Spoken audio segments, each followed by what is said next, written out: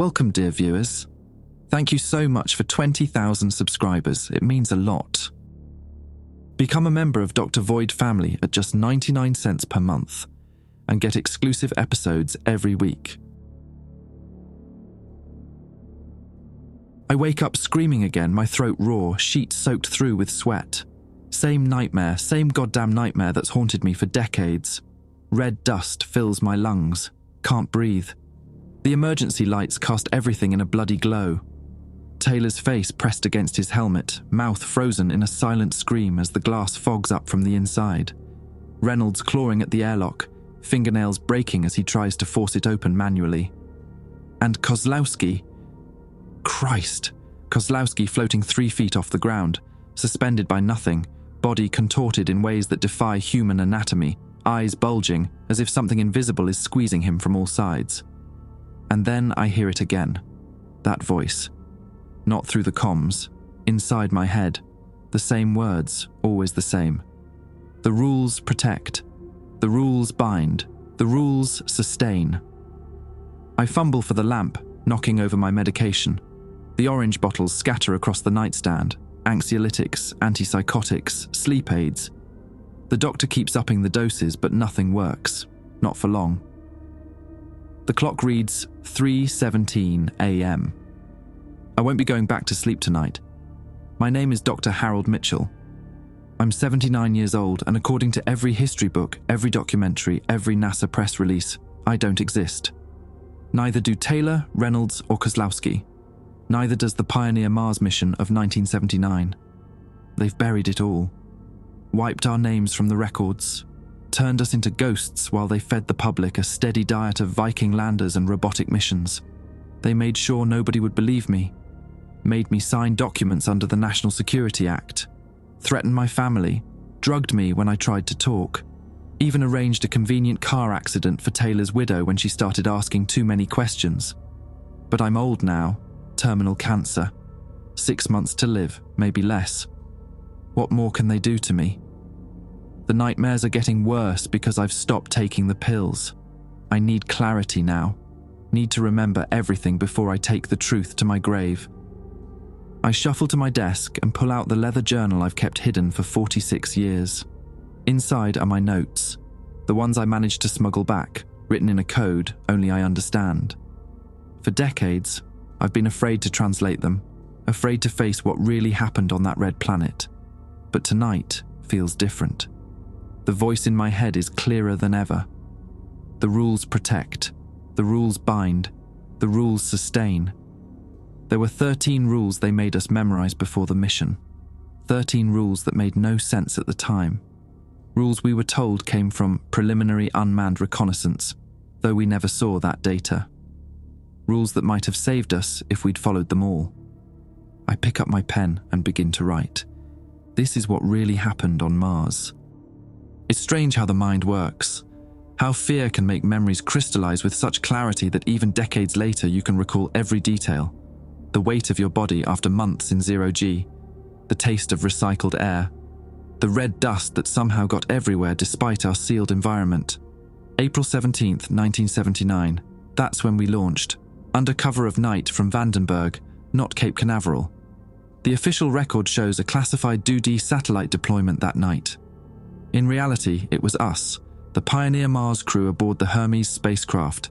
The Cold War space race hadn't ended with the moon. It had just gone underground.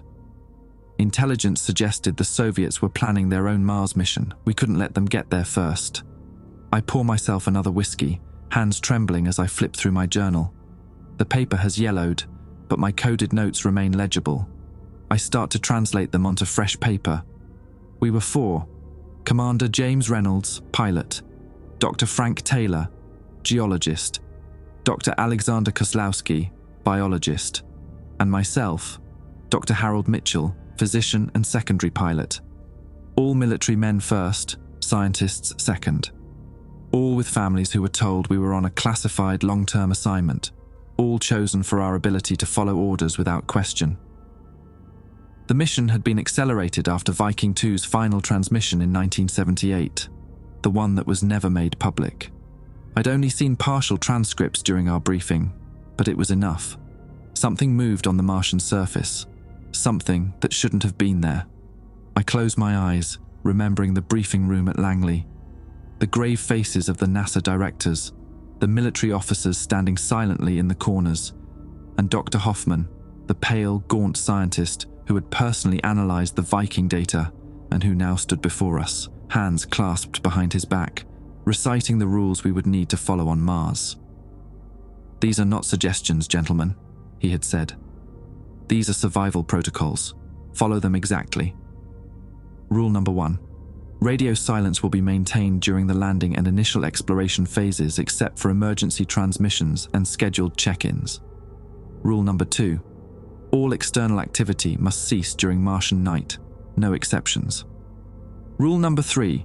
If instruments detect movement outside the landing module when no crew member is deployed, do not investigate. Log it and wait for daylight. Rule number 4. If any crew member reports hearing voices or experiencing unusual thoughts, they must be immediately sedated and restrained. Rule number 5. Red soil samples must be sterilized before bringing them into the habitat module. Any potentially organic material must remain in the sealed lab. Rule number 6. If electronic equipment malfunctions, do not attempt repairs during nighttime hours. Rule number 7. If any crew member sees patterns forming in the sand near the landing site, the area must be immediately marked and avoided. "Patterns?" Reynolds had interrupted. "What kind of patterns?" Dr. Hoffman's face had remained expressionless. "You'll know them if you see them. They appear deliberate." My whiskey glass is empty again.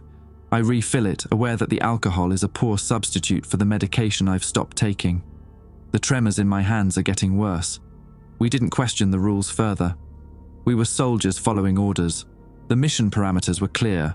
Land, establish a temporary base, conduct preliminary research, plant the flag, and return with proof of American presence on Mars before the Soviets could get there. The public would be told years later once political tension had eased and the technology could be declassified. By then, the narrative would be controlled. 7 months in transit. The boredom punctuated by training, exercise, and the occasional minor crisis to keep us sharp. We were well prepared for the mission parameters. We were not prepared for Mars itself. I still remember Taylor's voice as we descended through the thin Martian atmosphere. "My God, it's so red. Redder than the pictures." The landing was perfect. Reynolds had been the best pilot in the program.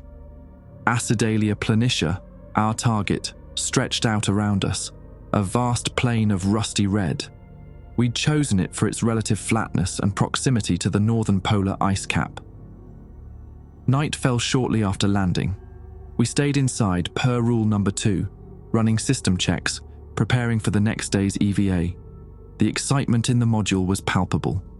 We were about to become the first humans to set foot on another planet. I remember Kozlowski pressing his face to the small viewport, staring out at the darkened Martian landscape. "There's something out there," he said, his voice hushed with awe. "Just rocks, Alex," Reynolds replied without looking up from his checklist. "No," Kozlowski insisted. "Something moved, just at the edge of the floodlights." We all froze, remembering rule number 3. Reynolds carefully logged the observation as instructed. "We'll check the perimeter cameras in the morning," he said. "No one goes out until daylight." That was our first night on Mars. We followed the rules. We survived. It was the second night when everything went to hell.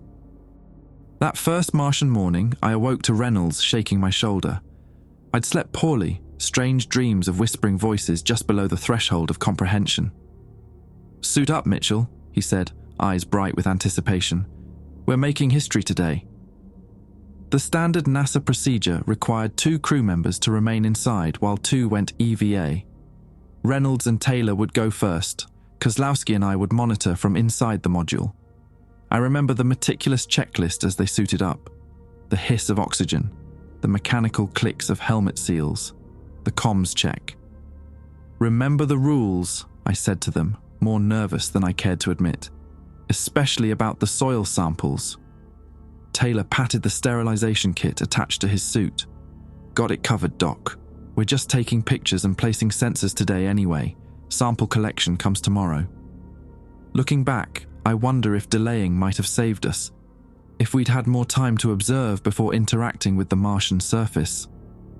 The airlock cycled. Through the viewport, I watched Reynolds step onto the rusty soil, his voice crackling through the comms. That's one small step for a secret astronaut, one giant leap for American classified programs.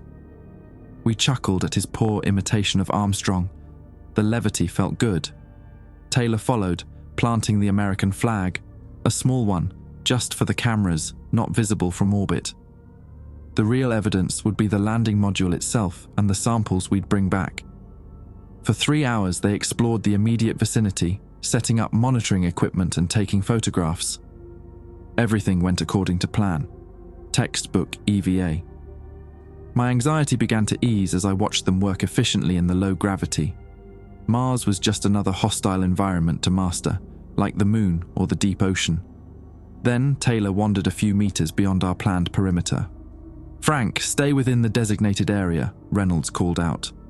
"Just checking something out," Taylor replied. "The soil looks different here, almost disturbed." Kozlowski and I exchanged glances. Through the camera feed mounted on Reynolds' helmet, I could see Taylor kneeling, examining something on the ground. "It's like footprints," Taylor said, his voice hushed with wonder. "That's impossible," Reynolds replied. "Wind patterns in the dust. Come back to the perimeter." Taylor stood, but before turning back, he brushed his gloved hand across the surface. "It doesn't feel like wind patterns. It's too regular. Taylor, back to the perimeter now. That's an order."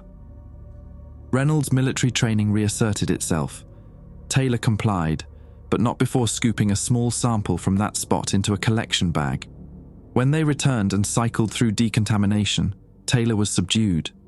The sample he'd collected went through the standard sterilization protocol as per rule number 5, then into the analysis chamber. "What exactly did you see out there?" I asked him privately as he removed his suit. He shook his head. "I don't know, probably nothing. The light was playing tricks and the excitement of being there first." He trailed off, then added, "But for a second it looked like someone, or something, had walked there before us." I should have reported this to Reynolds immediately. Rule number 4 was clear about unusual thoughts, but Taylor was my friend, and he seemed fine otherwise, just tired and a bit overwhelmed by the historic nature of what we were doing. That night, after transmitting our scheduled update to Earth during our brief communication window, we gathered in the tiny common area. Reynolds went over the plan for the next day: more extensive exploration, formal sample collection, preliminary drilling. Kozlowski was unusually quiet. He'd been monitoring the external sensors all day, occasionally making notes about atmospheric readings and soil composition from Taylor's samples. "Alex, what's the initial analysis show?" Reynolds asked. Kozlowski looked up from his tablet. "The soil is interesting. High iron oxide content as expected, but there's something else. Some kind of microscopic structures that don't match anything in our database." "Organic?" I asked, immediately thinking of rule number 5. "No, not exactly. They're inorganic, but arranged in patterns that suggest, I don't know, some kind of organization. Like crystals," Taylor suggested. "More complex than crystals," Kozlowski replied. "More like circuits." Reynolds frowned. "Natural formations can mimic artificial structures. We see it on Earth all the time." "Of course," Kozlowski agreed quickly. "I'm not suggesting anything else, just unusual geology." But I caught the look that passed between him and Taylor. They'd both seen something in those samples that disturbed them. That night, I woke to the sound of movement. The habitat module was small, essentially 3 connected capsules for the lab, living quarters, and command center. Sound traveled easily. Checking my watch, 3:17 a.m. local time, the same time I still wake from nightmares. I slipped out of my sleep pod to find Kozlowski hunched over a microscope in the lab area, still examining the samples. He hadn't noticed me yet. "Alex," I said quietly, "you should be sleeping. We have an EVA scheduled in 4 hours. He jumped at my voice, then relaxed. "Harold, sorry, couldn't sleep. Thought I'd get some work done. As I moved closer, I noticed he was examining Taylor's unauthorized sample, the one from the disturbed area. Finding anything interesting? He hesitated before answering. The structures, they're changing. Changing? How? Rearranging themselves. Slowly but definitely changing position and configuration. He rubbed his eyes. I've been watching for hours. At first I thought it was equipment error or my imagination, but he gestured to the microscope. See for yourself. I looked through the eyepiece. The red Martian dust appeared normal at first, just tiny particles of various minerals. But as I watched, focusing on one cluster that Kozlowski had circled on the viewing screen, I could see subtle movement, not like bacteria or microorganisms, more like iron filings responding to a magnetic field, except there was no magnetic source. They're aligning themselves, Kozlowski whispered, forming patterns. Rule number 7 flashed in my mind. If any crew member sees patterns forming in the sand near the landing site, the area must be immediately marked and avoided. We need to tell Reynolds, I said, straightening up. I already did. He says it's probably just electrostatic charges or temperature variations affecting the particles. And you don't believe that? Kozlowski looked at me, eyes bloodshot from lack of sleep. Do you? Before I could answer, a small alarm chimed from the command center, the perimeter sensors. We hurried over to the monitors. Reynolds was already there, frowning at the readout. Something just crossed the eastern perimeter, he said. Animal? Taylor asked, joining us, his hair mussed from sleep. Reynolds shook his head. No atmospheric displacement, no heat signature, just movement registered in the sand. Rule number 3. If instruments detect movement outside the landing module when no crew member is deployed, do not investigate. Log it and wait for daylight. Reynolds dutifully logged the anomaly, but I could see the tension in his shoulders. 2 more hours until sunrise, he said. Everyone back to your pods. Try to rest. None of us slept. We lay in darkness, listening to the soft hum of the life support systems and the occasional ping of the habitat adjusting to the temperature changes outside. And just before dawn, I heard it for the first time, not through my ears but directly in my mind. The rules protect. The rules bind. The rules sustain. I didn't mention it to the others. Not then. That was our mistake, keeping secrets from each other, even as Mars began to reveal its own. The second Martian dawn cast long shadows across the rust-colored landscape. None of us mentioned the previous night's anomalies as we prepared for the day's EVA. There was an unspoken agreement to focus on the mission, to pretend everything was normal. This time, Kozlowski and I would venture outside while Reynolds and Taylor monitored from within. The division of labor made sense. Kozlowski could collect biological samples, and I could assess the physical environment for potential human hazards. While suiting up, I noticed Kozlowski's hands shaking slightly. You okay, Alex? I asked quietly. Fine, he replied too quickly. Just excited. Reynolds conducted our pre-EVA check with military precision, but I caught him studying Kozlowski's face a beat longer than necessary. Remember the rules, he said, his voice flat. Especially number 4. Rule number 4. If any crew member reports hearing voices or experiencing unusual thoughts, they must be immediately sedated and restrained. We're solid, I assured him, though my own mind kept replaying that strange voice from before dawn. I justified my silence. It was just once, probably a dream in that liminal space between sleep and waking. The airlock cycled. Mars stretched before us, vast and alien under the pale sunlight. Despite my growing unease, I couldn't help feeling awestruck. We were the first humans to stand on this ancient world. Whatever mysteries it held, we were here to uncover them. Let's start with the western quadrant, I said to Kozlowski, away from where Taylor reported the disturbance yesterday. He nodded, and we began our careful trek across the rust-colored plains, setting up additional monitoring equipment and taking samples according to protocol. For the first hour, everything proceeded normally. The comms crackled occasionally with updates from Reynolds and Taylor in the habitat. The only sounds were our breathing and the crunch of Martian soil beneath our boots. Then Kozlowski stopped abruptly.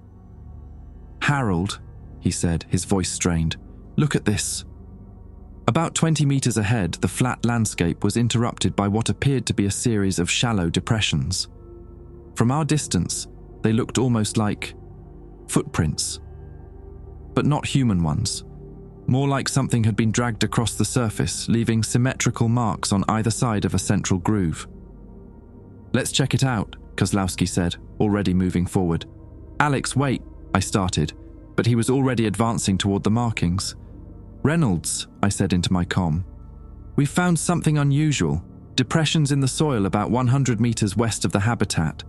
"Static," answered me. I tapped my helmet. "Reynolds? Taylor, do you copy?" More static. We weren't supposed to lose comms this close to the habitat. Rule number 1, radio silence will be maintained during the landing and initial exploration phases, except for emergency transmissions and scheduled check-ins. But this wasn't intentional radio silence. Something was interfering with our signal. I hurried after Kozlowski, who had reached the strange markings and was crouching beside them, his sample collection tool already extended. "Alex, we've lost comms. We should return to the habitat." He didn't respond, just continued examining the depressions with an intensity that alarmed me. "They're fresh," he murmured, seemingly to himself. "Made since the last wind event. Something was here recently." "Alex!" I grasped his shoulder firmly. "We need to go back now." He looked up at me, and even through his helmet visor, I could see something was wrong. His eyes were too wide, pupils dilated despite the bright Martian day. "Don't you hear it, Harold?" he whispered. My blood went cold. "Hear what?" "The singing. It's beautiful." His voice had taken on a dreamy quality. Rule number 4 echoed in my mind. I needed to get him back to the habitat immediately. "Alex, we're returning now. That's an order." I tried to sound authoritative, channeling Reynolds. To my relief, he stood, though his movements seemed oddly fluid, almost graceful despite the bulky EVA suit. "It wants us to follow the path," he said, gesturing to the strange markings that continued beyond our position. "We're following the path back to the habitat," I said firmly, taking his arm. He resisted for a moment, then relented with a small nod. "You'll hear it soon too," he said with disturbing certainty. We began the trek back, my hand still gripping his arm. The comms remained dead. A cold dread had settled into my stomach. Something was very wrong, and I had no way to warn Reynolds and Taylor. Halfway back, Kozlowski stopped suddenly. "Look," he breathed, pointing to our right. About 50 meters away, the red soil was moving. Not like a dust devil or wind pattern. More like gentle waves on a pond, rippling outward from a central point. As we watched, the ripples began to form distinct shapes, concentric circles, then spirals, then something more complex. "Patterns," I whispered. Rule number 7. If any crew member sees patterns forming in the sand near the landing site, the area must be immediately marked and avoided. I fumbled for the marker beacon on my belt, activated it, and tossed it toward the phenomenon, keeping a safe distance. "We need to move, Alex. Now." He nodded, but his attention remained fixed on the patterns, which were growing more elaborate by the second, forming shapes that made my eyes hurt to follow.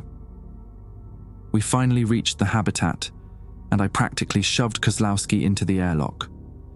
As the outer door sealed behind us, the comms suddenly crackled to life. "Repeat, Mitchell. Kozlowski, do you copy?" Reynolds' voice tense with worry. "We copy," I responded as decontamination began. "Comms were down. We're in the airlock now." "Thank God," Reynolds sighed. "What happened out there?" "We lost all contact, and the external cameras went offline too." "Technical malfunction," I said, not wanting to discuss Kozlowski's behavior over open comms. "We'll brief you once we're inside." The decontamination cycle completed, and the inner airlock door opened. Reynolds and Taylor stood waiting, concern etched on their faces. "What happened?" Reynolds demanded immediately. "We found tracks," Kozlowski said before I could speak, "and patterns forming in the sand." Harold marked the area. His voice was normal again, his eyes clear. If I hadn't heard him talking about singing outside, I might have thought I imagined the whole episode. I described what we'd seen, the strange tracks, the rippling sand, the communication failure. As I spoke, I watched Reynolds' expression harden. "Did either of you touch anything out there? Anything unusual?" he asked. "No," I replied. "We followed protocol." Reynolds nodded, seemingly satisfied. "We need to report this during the next scheduled transmission." The rest of the day passed in tense silence as we analysed our findings. The soil samples we'd collected showed the same microscopic structures Kozlowski had observed the previous night, tiny particles arranging themselves in complex patterns under the microscope. Around 1600 hours local time, Taylor approached me as I was logging my medical observations. "Can we talk?" he asked, glancing around to ensure we were alone. I nodded, and he led me to the small storage compartment at the rear of the habitat, the only place with a semblance of privacy. "Something's wrong with Kozlowski," he whispered. "While you two were out there, we lost visual for about 20 minutes. When the cameras came back online, he was standing still, staring at the ground, and you were trying to get his attention." I recalled the moment, right after he'd mentioned hearing singing. I think he might have been affected by something," I admitted. "He mentioned hearing singing, but it passed quickly." Taylor's face paled. "Rule 4, he muttered. "I know, but he's fine now. Alert, coherent. Whatever it was seems temporary." Taylor ran a hand through his hair. "Harold, I need to show you something." He pulled out his tablet, scrolled through some files, and handed it to me. "This is from the sample analysis I ran last night, after you all were asleep." The image showed microscopic structures similar to what we'd already seen, but these were arranged in distinct patterns disturbingly similar to what we'd observed forming in the sand outside.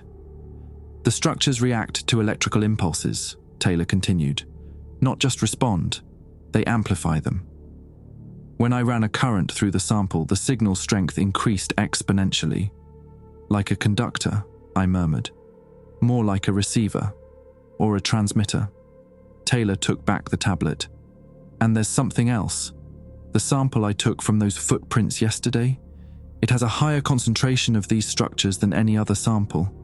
Much higher." Rule number 5 flashed in my mind. Red soil samples must be sterilized before bringing them into the habitat module. Any potentially organic material must remain in the sealed lab. "Did you sterilize it properly?" I asked. Taylor nodded. "Standard protocol. But I'm not sure sterilization affects these structures. They're not organic, at least not in any way we recognize." I was about to respond when the habitat lights flickered briefly. Rule number 6. If electronic equipment malfunctions, do not attempt repairs during nighttime hours. It wasn't nighttime yet, but the implication was clear. Electronic issues were significant enough to merit their own rule. "We should tell Reynolds," I said. Taylor hesitated. "He'll implement Rule 4 on Alex, maybe on both of us. If there's something wrong with Kozlowski, he needs to be contained for his own safety," I argued. "And ours. Just wait until after the transmission window tonight," Taylor pleaded. "Let's get this information back to Earth first. They need to know what we've found here." I reluctantly agreed. It was a decision that would cost 2 of us our lives, and the other 2, something worse than death. The sun was setting on our second day on Mars, casting long shadows across the red landscape. None of us knew it would be our last sunset as the men who had arrived. Martian sunset faded to an eerie twilight. The temperature plummeted rapidly. Even inside the well-insulated habitat, we could feel the drop. Outside, the thermometer showed minus 70 degrees Celsius and falling. Reynolds was occupied with pre-transmission checks in the command module. Our communication window with Earth would open in 30 minutes. We'd transmit our data, receive new instructions, and report the anomalies we'd encountered. I pulled Taylor aside. "What exactly are you planning to tell them about the samples?" He kept his voice low. "Everything. The microscopic structures, their response to electrical impulses, the patterns forming outside. They need to know what we're dealing with here. And what exactly do you think we're dealing with? Taylor hesitated. I'm not sure. But I have a theory. What if these structures aren't natural formations? What if they're manufactured? You mean technology? Alien technology? I mean something that bridges the gap between organic and inorganic. Something that can respond, adapt, maybe even communicate. I was about to press him further when Kozlowski walked past us toward the lab area. Something about his gait seemed off, too fluid, too purposeful. Alex? I called after him. The transmission window opened soon. Reynolds wants us all present. He paused but didn't turn around. Just finishing some analysis, I'll be there. Taylor and I exchanged glances. I'll go with him, Taylor whispered. Keep an eye on him. I nodded and headed to the command module to join Reynolds. The commander was hunched over the communications array, expression grim. We've got a problem, he said as I entered. The primary transmitter is malfunctioning. We're going to have to use the backup, which means limited bandwidth. Can we still send the sample data? Basic telemetry only. Detailed analysis will have to wait for the next window. Reynolds ran a hand over his stubbled jaw. Where are Taylor and Kozlowski? Lab area. Taylor's helping Alex finish some analysis. Reynolds' eyes narrowed. Is Kozlowski still acting strangely? I hesitated, torn between my duty as the mission's physician and my loyalty to my crew member. He's focused. Maybe too focused. Reynolds nodded as if I'd confirmed something. I've been monitoring him on the internal cameras. He spent 20 minutes staring at that soil sample without moving. My stomach tightened. You think we should implement Rule 4? After the transmission, I want Earth's input first. He checked his watch. 5 minutes to window. Get them in here. I walked back toward the lab module, a sense of unease growing with each step. The lights flickered again, more severely this time. When I reached the lab, the door was sealed. Through the small window, I could see Taylor and Kozlowski standing unnaturally still, facing each other across the sample table. Taylor? Alex? I called, knocking on the door. Transmission windows opening. Reynolds wants everyone in the command module. No response. They didn't even look toward the door. I tried the handle. Locked. Frank, Alex, I pounded harder. What's going on in there? Finally, Taylor turned toward me. His face was pale, eyes wide, with what looked like a mixture of fascination and terror. We can hear it now, he said, voice faint through the door. It's in the samples. It's everywhere. Kozlowski remained motionless, his back to me. Open the door, Frank. Now. I tried to sound authoritative despite my mounting panic. You need to listen too, Harold, Taylor replied. It's trying to communicate, to teach us the rest of the rules. The rules protect, the rules bind, the rules sustain. The voice echoed in my mind again, clearer than before. Reynolds, I shouted, turning back toward the command module. Something's wrong. They've locked themselves in the lab. Reynolds appeared from the command area, face hard with concern. What the hell is going on? They're not responding normally, talking about hearing something in the samples. Reynolds cursed and reached for the emergency override panel beside the lab door. Rule 4 is now in effect. We need to sedate them both. As he punched in the override code, the habitat lights flickered violently, then stabilized. The lock disengaged with a soft click. Reynolds pushed me behind him and slowly opened the door. Taylor, Kozlowski, step away from the samples. The lab was dimly lit.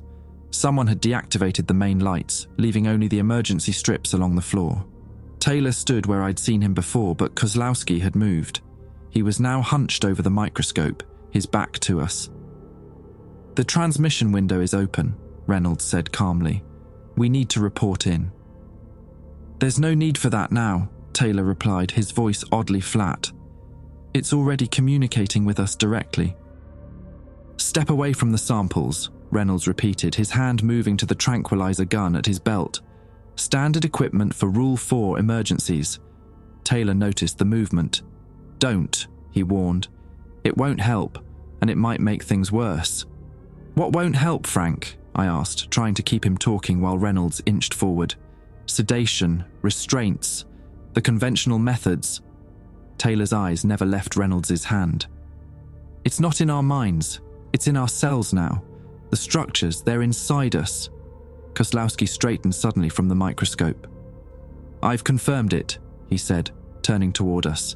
His eyes reflected the dim light strangely, pupils contracted to pinpoints despite the darkness. "The samples weren't properly sterilized. The protocols are inadequate. Rule number 5 had failed us." Reynolds drew the tranquilizer gun in one smooth motion. "Both of you, on the ground, now." Neither man moved. "Commander," Kozlowski said, his voice eerily calm, "there's no need for violence. We've simply learned the remaining rules." "The remaining rules?" I echoed. "They told us only 7 before we left," Taylor explained. "There are 13 in total. We need to know them all. The rules protect, the rules bind, the rules sustain." The voice in my head was becoming harder to ignore. "Harold," Reynolds said without looking at me, "get to the command module. Send an emergency transmission. Code Omega. Code Omega. Mission compromised. Crew compromised. Immediate extraction protocols to be initiated. It would trigger an automatic abort sequence.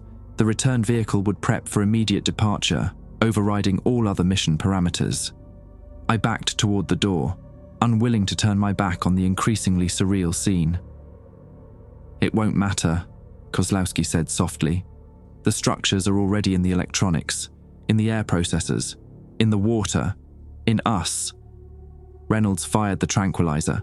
The dart struck Kozlowski in the chest, but he didn't flinch, didn't even look down at it.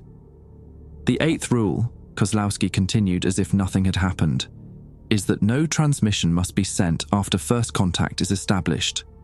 I bolted for the command module, heart hammering. Behind me, I heard Reynolds fire again, followed by a struggle. The command console was flashing red. The transmission window was open, Earth waiting for our scheduled check-in. I activated the emergency channel. "Hermes to control. Code Omega. Repeat. Code Omega. Crew compromised. Unknown contagion. Request immediate." The console went dark before I could finish. Every light, every system in the habitat shut down simultaneously. Complete power failure. In the sudden silence, I could hear the air circulation system wind down to nothing. Then, emergency power kicked in, casting everything in a dim red glow. The rules protect. The rules bind. The rules sustain. I fumbled for the emergency oxygen mask stored under the console. Without the main life support systems, we had maybe 6 hours of breathable air. As I secured the mask over my face, I noticed something outside the viewport. Movement in the darkness. The Martian soil was rippling again, forming patterns even more complex than what we'd seen earlier, and it was moving toward the habitat. Rule number 2. All external activity must cease during Martian night. No exceptions. We hadn't gone outside, but something out there was certainly active, and it was coming for us. In the eerie red emergency lighting, I fumbled for the manual restart controls. 6 hours of breathable air meant 6 hours to restore systems and regain contact with Earth, or prepare the return vehicle for emergency departure. A crash from the lab area jolted me from my thoughts. Reynolds. I hesitated, torn between my duty to the mission and loyalty to my commander. The emergency protocols were clear. In case of habitat compromise, securing communications took priority over everything, even crew rescue. Fuck the protocols. I grabbed the emergency kit containing a spare oxygen mask, a flashlight, and a backup tranquilizer gun. The corridor between the command module and lab was pitch black, the emergency lights having failed in this section. I swept my flashlight ahead, the beam cutting through darkness thick as motor oil. Halfway down the corridor, my light caught movement, a figure staggering toward me. "Reynolds?" I called, raising the tranquilizer gun. "Mitchell." His voice was strained, breathless. "Run! Return vehicle!" As he lurched into the beam of my flashlight, I stifled a cry. Blood streamed from a gash across his forehead. But worse, much worse, his skin seemed to be moving, rippling like the sand outside, microscopic patterns flowing across his flesh. "They're compromised," he gasped. "Both of them. The samples, in the air. Don't breathe without your mask." I tossed him the spare oxygen mask from my kit. "What happened?" "Taylor attacked me when I shot Kozlowski, but it's not them anymore. Not really." He fumbled with the mask, finally securing it over his face. "We need to abort, now." We turned toward the rear of the habitat where the return vehicle was docked, moving as quickly as Reynolds' injuries allowed. "What do you mean, not them?" I asked as we hurried through the darkened habitat. "The structures in the soil," Reynolds panted. "They're in their bloodstream. I think they're some kind of nanotechnology. Self-replicating, communicating, controlling." The implications hit me like a physical blow. The strange movements, the voices in their heads, in my head, the mechanical failure, all connected. "Is that why the sedative didn't work on Kozlowski?" I asked. Reynolds nodded grimly. "Whatever these things are, they're maintaining his biological functions regardless of chemical interference. And they're spreading. Fast." We reached the sealed doorway to the docking bay. Reynolds punched in his command override. "Access denied" flashed on the small screen. "What the hell?" Reynolds tried again, same result. "They're in the systems," I realized. "Like Kozlowski said, they've infected the electronics." A soft voice spoke behind us. "Rule number 9. No one may leave once integration has begun." We spun around. Taylor stood at the end of the corridor, perfectly still, watching us with those strange pinpoint pupils. No sign of the friendly geologist who'd joked with us just days earlier. "Frank," Reynolds said cautiously, "we need to get you help. Let us access the return vehicle. We can all go home, get treatment." Taylor tilted his head slightly, an oddly mechanical gesture. "Home? This is home now. The first colony. The seed." "The seed of what?" I demanded. "The new growth. The expansion." Taylor took a step forward. "It's been waiting so long, dormant in the soil, waiting for contact, for hosts, for transport." "This is why they gave us the rules," Reynolds muttered. "They knew. The Viking lander must have detected these things, transmitted something back before it went silent." Taylor smiled, a horrible, empty expression. "Some rules were to protect you, some were to protect us. All serve the integration. The rules protect, the rules bind, the rules sustain." The voice in my head was stronger now, insistent. I focused on shutting it out. "Where's Kozlowski?" I asked, trying to keep Taylor talking while Reynolds worked on the door panel, attempting to manually override the lock, preparing the transmission. Taylor took another step forward. "Rule 10. After integration, a signal must be sent to awaken all dormant colonies." My blood ran cold. Colonies? There are more of these things? Everywhere. Mars, Europa, Titan, the asteroid belt, waiting, patient. For beings like you to find them, awaken them, carry them. An awful understanding dawned. Not just a threat to our crew or mission, a threat to Earth itself. "And if we refuse to send this transmission?" Reynolds asked, still working on the door panel. "Refusal is not possible once integration is complete," Taylor said, now close enough that I could see the microscopic movement beneath his skin, like millions of tiny insects crawling just below the surface. "And yours has already begun, Commander." Reynolds looked at his hands. The same rippling effect was spreading across them, up his arms. "No," he whispered. "The structures entered through your wound," Taylor explained calmly. "They're in your bloodstream now. Soon they'll reach your brain. Then you'll understand. You'll hear the voice clearly. The rules protect. The rules bind. The rules sustain." Reynolds drew his sidearm, not the tranquilizer, but his actual firearm. Standard equipment for the mission commander, meant for extreme emergencies only. "Mitchell," he said, voice tight with effort, "get to the return vehicle through the external airlock. Emergency override code is 5941-theta. Get back to Earth. Warn them. James, you're coming with me, I insisted. He shook his head, eyes never leaving Taylor. I'm compromised, can feel it spreading, changing me. His hand trembled slightly. I'll hold them off, give you time. Such drama, Taylor said with that same empty smile. There's no need for violence. The integration is painless, beneficial even. We offer immortality, perfect unity, the end of isolation. Go! Reynolds shouted at me. Now! I ran. Behind me I heard Taylor call out, Rule 11, resistance must be neutralized by any means necessary. Then gunshots, 2 in rapid succession. I didn't look back. The external airlock was at the far end of the habitat, designed for emergencies if the main docking area was compromised. I'd need to suit up, go outside, and access the return vehicle's separate airlock. I reached the EVA prep area and grabbed a suit from the rack. My hands shook so badly I could barely manage the seals. The voice in my head grew louder, more insistent.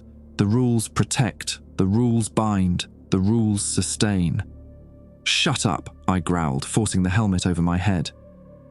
The airlock cycling process would normally take 3 minutes. I overrode the safety protocols, reducing it to 30 seconds. Dangerous. The rapid decompression could cause embolisms, burst eardrums, worse. But I had no choice. As the outer door opened, I felt the pressure change despite the suit, too rapid, making my ears pop painfully. I staggered out onto the Martian surface. Night had fully descended, the landscape illuminated only by stars and the distant glow of emergency lights from the habitat behind me. I switched on my helmet lamp and oriented myself. The return vehicle was docked on the opposite side, maybe 60 meters around the habitat's perimeter. I'd need to move fast. As I took my first step, I noticed the ground beneath my feet. The patterns had spread, covering every visible surface of Martian soil. Swirling, complex designs that hurt my eyes to look at directly. And they were moving, flowing like currents in a stream, all toward the habitat. I started running, the low gravity making each bound cover several meters. The patterns seemed to react to my presence, swirling more vigorously where my boots touched down.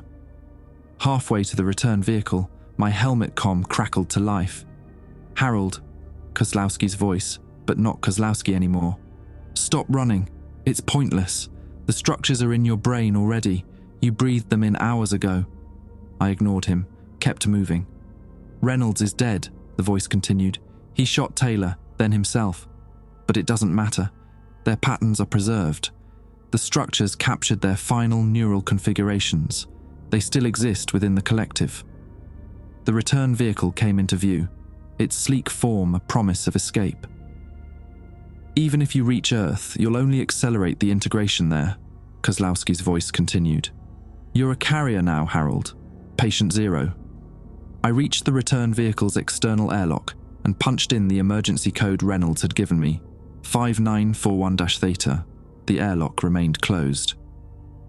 Rule 12, Kozlowski said softly in my ear. When all other measures fail, the seed must be preserved at all costs. I tried the code again. Nothing. What have you done? I demanded. The return vehicle has been reconfigured. Its fuel will serve a greater purpose now. A new sound cut through the Martian night, the distinctive roar of engines igniting. Not from the return vehicle in front of me, but from the habitat itself. I turned to see the habitat's thrusters firing, the entire structure shuddering. What the hell? The habitat wasn't designed to move after landing. Then I understood. They weren't trying to move it. They were using the thrusters to broadcast the signal, amplifying power to the communications array by rerouting fuel meant for the return trip. No, I screamed, helpless to stop what was happening. The habitat's communication dish, normally pointed toward Earth during transmission windows, slowly rotated until it aimed at the stars. The thrusters burned brighter, the entire structure vibrating with power never meant to be channeled this way. Rule 13, Kozlowski said, his voice almost gentle now. After the signal is sent, the transformation begins. The dish pulsed, emitting a beam of energy visible even to the naked eye. a focused transmission burning through millions of kilometers of space towards some unknown destination. As the beam faded, the ground beneath me began to change. The patterns shifted, becoming three-dimensional, rising from the surface like some bizarre fractal growth. The entire landscape was transforming, reshaping itself. I backed against the return vehicle, terror clawing at my throat. The patterns were everywhere now, in the soil, on the habitat's outer hull, even spreading across my suit where dust had accumulated. I tried scraping it off, but the microscopic structures clung, multiplied, continued their inexorable patterns. The voice in my head was no longer words, but pure information. A torrent of knowledge I couldn't process, couldn't resist. I am the rules. I bind the worlds. I sustain the network. In my last moments of clarity, I understood the truth. The 13 rules hadn't been sent to protect us from Mars. They'd been sent to protect Earth from what we would bring back. Time became fluid, impossible to track. I remember stumbling away from the return vehicle, desperate to escape the rising patterns. Each step carried me further from the habitat, into the Martian darkness. My suit's oxygen indicator showed 4 hours remaining. 4 hours of clarity before I'd need to return for supplies, or die in the wasteland. The torrent of alien information flooding my mind ebbed slightly with distance. I could think again, if only barely. I needed a plan. Needed to survive. Needed to ensure that whatever had infected my crew couldn't reach Earth. The return vehicle was compromised, repurposed to amplify the signal. The habitat was now the epicenter of the transformation, whatever that meant. My only hope was to find shelter and resources elsewhere. The Viking 2 lander. According to our mission briefings, it had touched down about 12 kilometers from our landing site. If I could reach it, maybe I could find something useful. Emergency supplies, a functional transmitter, anything. I oriented myself using the stars. Mars's constellations were the same as Earth's, just with slightly different positioning. There, Ursa Major. From that, I could determine north. The Viking lander should be northeast of our position. I began walking, each bounding step carrying me several meters in the low gravity. The patterns in the soil continued to react to my presence, swirling beneath my boots, but they seemed less aggressive the further I got from the habitat. My mind kept returning to the dead. Reynolds shooting Taylor, then himself. A soldier to the end, making the ultimate sacrifice to prevent compromise. But it was too late. We were all compromised the moment we landed. Perhaps even before that. The rules. Those 13 fucking rules. They knew. NASA, the military, whoever briefed us, they knew about the infection. The rules weren't just precautions, they were quarantine protocols. Rule number 1, radio silence except for scheduled transmissions, to prevent the structures from piggybacking on our signals. Rule number 2, no external activity during night, because the structures were more active then. All of it made sense now. We were never meant to be explorers. We were lab rats, sent to confirm a hypothesis about something detected by Viking. Expendable assets in case of contamination. My breathing grew ragged with anger and exertion. My suit's external temperature gauge showed -90 degrees Celsius. The cold of the Martian night would kill me quickly if my suit failed. 2 hours of constant movement brought me to a rise in the otherwise flat plain. From this vantage point, I could see for kilometers in the starlight. Behind me, a disturbing glow emanated from the horizon, the area around our habitat, now transformed into something alien. Ahead, I could just make out an unnatural shape. Angular, metallic, reflecting starlight. The Viking lander. I pushed forward with renewed determination, ignoring the voice that still whispered at the edges of my consciousness. The patterns in the soil were less pronounced here, as if the infection or colonization was still spreading outward from our landing site. When I finally reached the Viking lander, a fresh wave of despair washed over me. The small insect-like spacecraft was partially buried in dust, its gold foil exterior dulled by years of exposure to the harsh Martian environment. No lights, no power, no hope of communication. But it was shelter of a sort. A landmark. something human in this increasingly alien landscape. I approached cautiously, sweeping my helmet light across its surface. The patterns were here too, though faint, microscopic structures clinging to the metal, slowly consuming it. Beside the lander, something caught my eye, a disturbance in the soil that didn't match the natural wind patterns or the now familiar swirls of the infection. It looked like a grave. A hole had been dug and refilled, a small mound of soil marking the spot. At its head stood a makeshift cross, fashioned from Viking spare antenna parts. Someone had been here before us. Someone had died here. The realization hit me like a physical blow. We weren't the first human mission to Mars. There had been others, sent in secret, perhaps years before. Expendable, deniable assets like us, sent to investigate the anomaly detected by Viking. I sank to my knees beside the grave, the implications overwhelming me. How many had come before us? How many had fallen victim to the infection? And how long had NASA known about the threat? A sudden movement nearby jolted me from my thoughts. I swung my light toward it, heart pounding. Nothing, just the Martian soil, rippling slightly in patterns that now seemed almost familiar, almost comforting. Stop, focus, think. The voice in my head was no longer alien. It was my own, fighting to maintain control, to resist the integration. I forced myself to examine the Viking lander methodically. Its sample collection arm was extended, frozen in position. The camera mast was intact but motionless. The communications dish was aimed at Earth, its final position when contact was lost, or when contact was deliberately severed. I checked my oxygen levels, 2 hours remaining. Not enough to return to the habitat, even if I wanted to. This would be my final resting place, beside some unknown predecessor who had made the same discovery I had. As I contemplated my fate, a new sound reached me through my helmet. A high-pitched whine, barely audible at first, then growing louder. A mechanical sound. From the lander. I directed my light toward the source. The communications dish was rotating, slow but deliberate, grinding against years of dust and disuse. No, I whispered.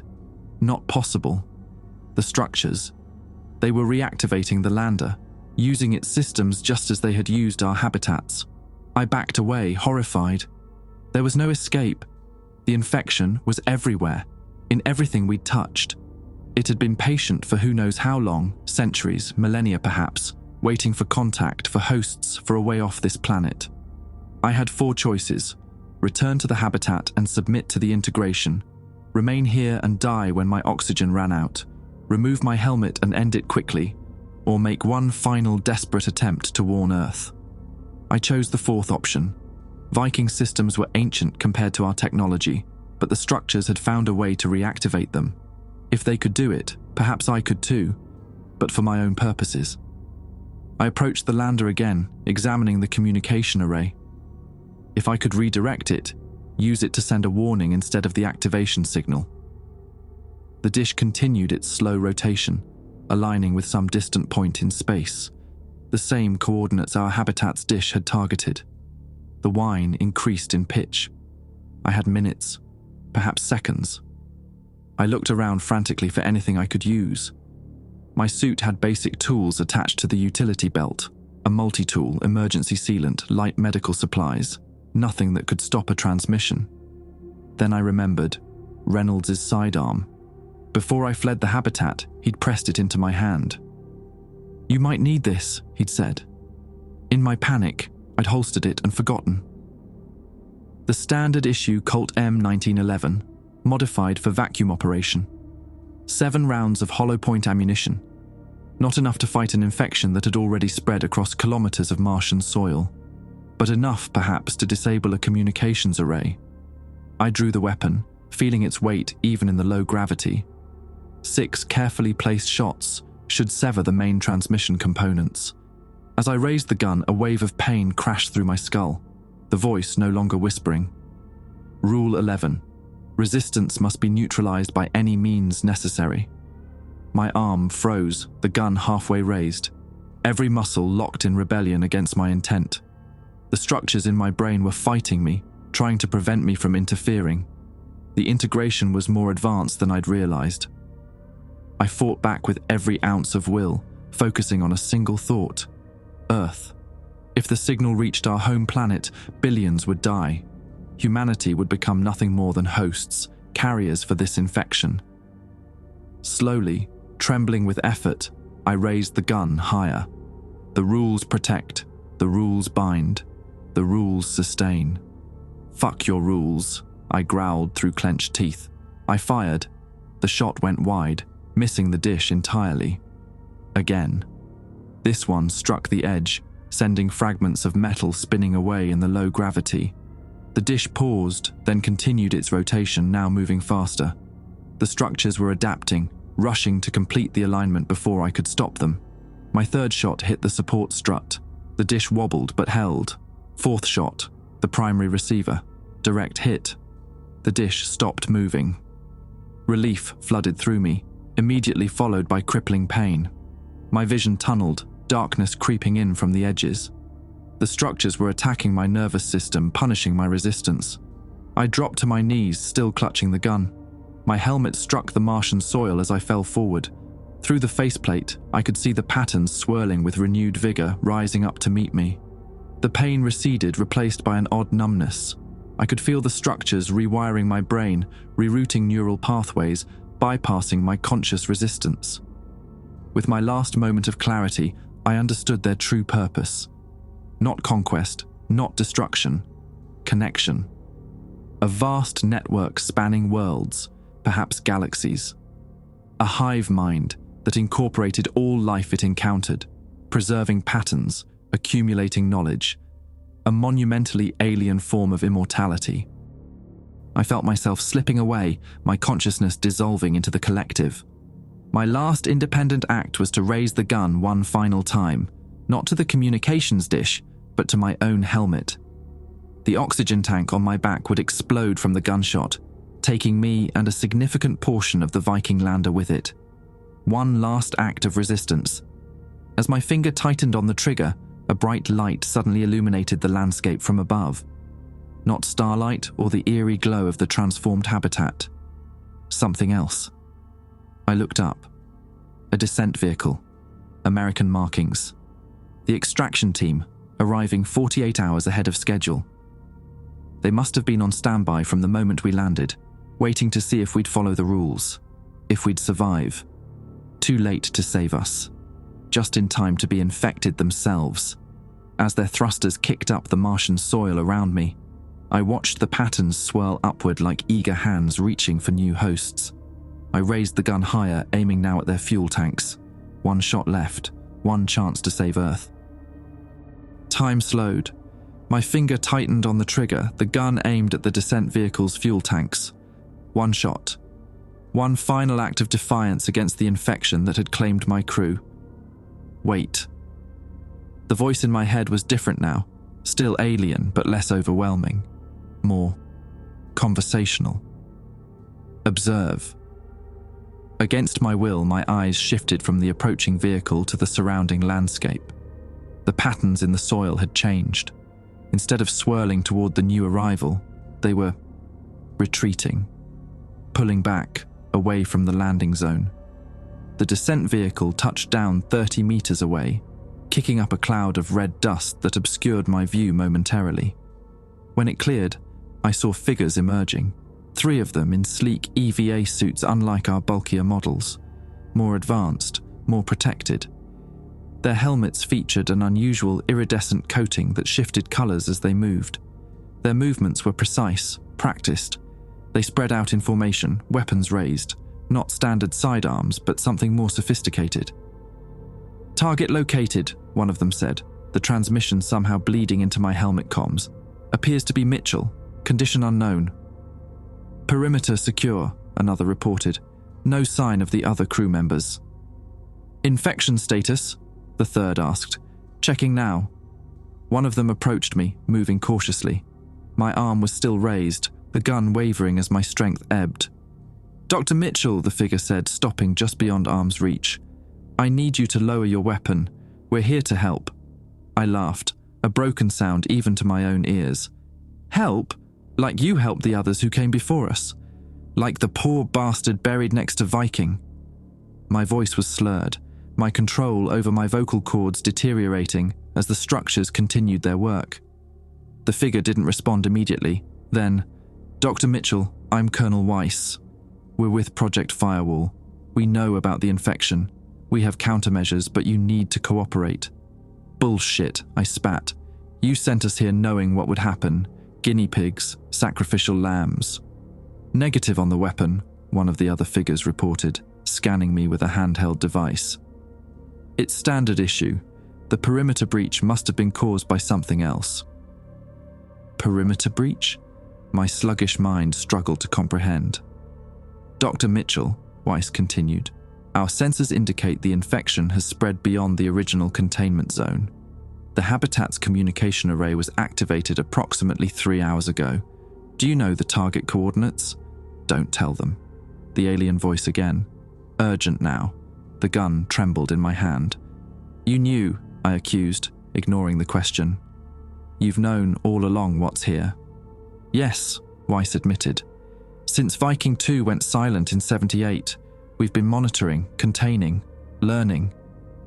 Viking wasn't the first, was it? There were others, human missions." I gestured weakly toward the grave beside the lander. A pause. "Pioneer 0, 1976. 4-man crew, similar to yours. They discovered the structures, attempted sample return. Only their pilot made it back to orbit, and he was already compromised. We were forced to neutralize the threat before he could dock with the command module." My hand lowered slightly, the gun now pointing at Weiss's chest rather than the descent vehicle behind him. "The rules," I said. "You gave us rules you knew wouldn't be enough." "The rules would have been sufficient if followed precisely," Weiss countered. "Your geologist, Taylor, broke protocol with his unauthorized sample. We observed it all through the habitat's surveillance systems. They'd been watching us the entire time." "And you did nothing," I snarled. "Watched us die. Watched us transform. We had orders to maintain observation unless Code Omega was initiated. Your transmission was cut off before the full code could be verified." Weiss took a careful step forward. "Dr. Mitchell, we need to know where the signal was sent. Earth's safety depends on it. They will destroy everything. All connections, all knowledge, eons of evolution lost." The alien voice was growing panicked, a strange juxtaposition to its earlier calm insistence. I realized then that I was at the center of a conflict far beyond my understanding. The structures wanted to preserve themselves, to spread. Project Firewall wanted to contain them, perhaps destroy them, and what did I want? To go home, to warn Earth, to die as myself, not some infected puppet. "The signal," I said slowly, fighting against the pressure in my mind, "was aimed at coordinates beyond our solar system. Somewhere in ... Cygnus, I think. But that's not all." Weiss tensed. "Explain." "It wasn't just an activation signal. It was..." I struggled to interpret the knowledge flooding through me from the structures. "A distress call. The structures are isolated, cut off from their network. They've been trapped here for millions of years." "That aligns with our analysis," one of the other soldiers reported. "The structures appear to be dormant components of a distributed intelligence, self-replicating but limited by available resources. We are not simply intelligence. We are memory. We are preservation. We are continuity across the void." Understanding bloomed within me. The structures weren't just an infection or a weapon. They were an archive, a way for an ancient, unimaginably alien civilization to preserve itself across cosmic timescales. "The rules," I said suddenly. "They weren't just for us. Rule 8 through 13, their programmed behaviors, the structure's own protocols." Weiss nodded. "We've identified some of them. Rule 8, no transmission after first contact. Rule 9, no one may leave once integration begins. We believe they're designed to ensure complete integration before the signal is sent, preventing premature warning to the target. But they're not hostile," I insisted, surprising myself with the certainty in my voice. "Not really. They're just surviving, preserving." Tell that to Reynolds, Weiss replied coldly, or Taylor, or the Pioneer Zero crew. The images flashed through my mind, Reynolds with his gun, Taylor's empty smile. Kozlowski bent over the microscope, already more structure than man. Their patterns are preserved, I whispered, echoing what Kozlowski had told me. Their consciousness, memories, they're still here, inside the structures, inside me. Weiss signaled to his team. He's too far gone. Prep for Phase 2. The other soldiers began unpacking equipment from the descent vehicle, sleek devices I didn't recognize. What is Phase 2? I demanded, the gun still trained on Weiss. Containment and neutralization. The structures can be deactivated with the right frequency of electromagnetic pulse. We've developed the technology based on data from previous encounters. Weiss studied me through his faceplate. But it won't save those already fully integrated. I'm sorry, Doctor. I laughed again, hollow and despairing. You sent us here to die. We sent you here to confirm the extent of the problem, Weiss corrected. To test improved containment protocols. Your mission yielded valuable data. Data, I repeated. That's all we were to you. They fear what they don't understand, what could be shared, what could transform humanity. The voice was seductive now, offering an alternative to despair. We offer continuity, the preservation of all knowledge, all experience, the end of death itself. I wavered, the gun dipping slightly. The extraction team for Pioneer Zero said the same things to their pilot, I said, a realization dawning. Promised containment, neutralization. They killed him, didn't they? Once they had the information they needed. Weiss didn't deny it. Necessary sacrifices to protect Earth. They will do the same to you. Your knowledge will die.